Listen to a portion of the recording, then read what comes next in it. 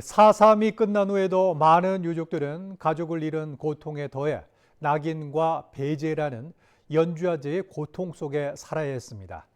4.3 추가 진상조사단을 통해 처음으로 연좌제 실태가 드러났고 증언에만 의존했던 피해가 각종 문서를 통해 확인됐습니다.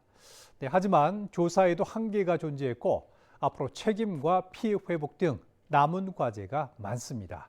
문수희 기자의 보도입니다.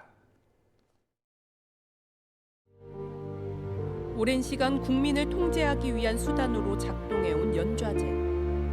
4.3은 끝이 났지만 그 이후에도 피해와 고통은 이어졌습니다. 유족들은 가족을 잃은 아픔에 더해 국가가 남긴 낙인과 배제 속에서 또 다른 삶을 견뎌야 했습니다. 그동안 침묵 속에 머물렀던 연좌제 피해는 최근 공적 기록과 문서를 통해 그 실체가 드러나기 시작했습니다.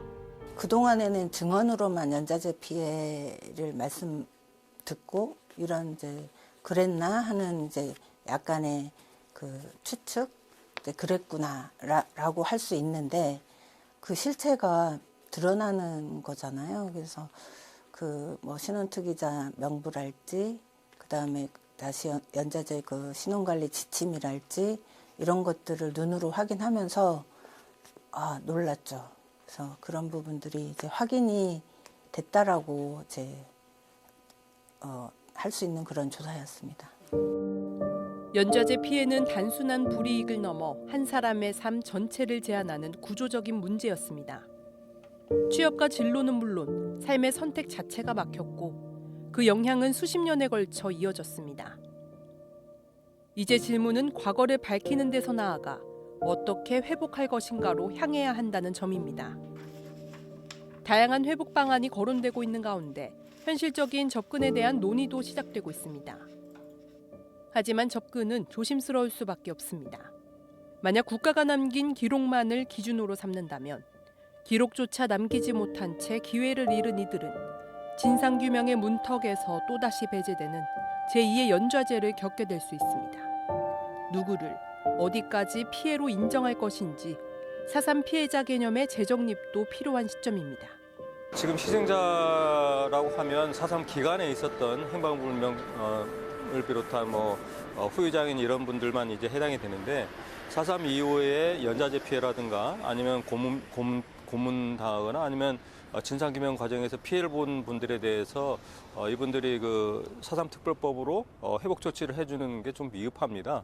4.3 특별법에서 피해를 명예회복하고 피해 조치할 수 있는 이런 것들이 좀 있어야 될 거라고 생각이 됩니다. 70년 넘는 트라우마를 어떻게 우리가 온전히 치유할 수 있겠습니까? 하지만 그분들의 어떤 노후 속에서 그런 상처가 조금은 옅어질 수 있도록 조금은 그 어떤 물질적인 영역은 이미 저희가 사실 쉽지 않은 부분이기 때문에 이분들의 정신적인 영역들을 조금 더 다양하게 치유할 수 있는 부분들을 좀 더 고민해야 될 거라고 생각을 하고 있고, 첫 진상규명을 통해 연좌제가 국가 시스템 속에서 작동했다는 사실이 확인된 만큼 피해에 대한 책임 역시 국가의 몫입니다.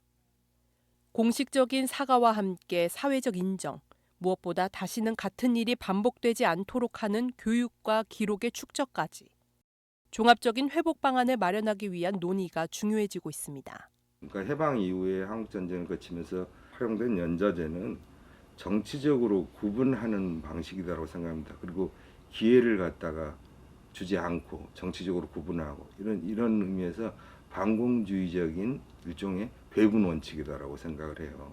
그래서 그건 완전히 잘못된 거죠. 그래서 우리 그거 극복을 해야 되고 그것이 숨고 소심한 모습으로 있는 것조차 찾아내서 완전히 이성적으로 논의를 하고 극복을 해야 된다고 생각을 합니다. 4.3 이후에도 이어진 연좌제. 오랜 시간 개인의 삶을 올가온 사슬이었고 수십 년이 지나서야 비로소 그 실체가 드러났습니다. 이제 남은 과제는 분명합니다. 이 사슬을 어떻게 끊어낼 것인가. 이 답을 찾는 일은 여전히 우리 사회 몫으로 남아 있습니다. KCTV 뉴스 문수희입니다.